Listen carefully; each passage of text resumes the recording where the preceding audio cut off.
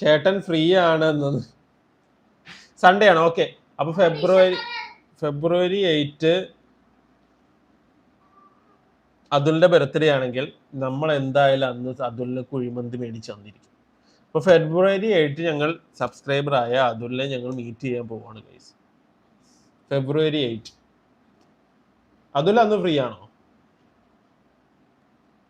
അതുൽ അന്ന് ഫ്രീ ആണെങ്കിൽ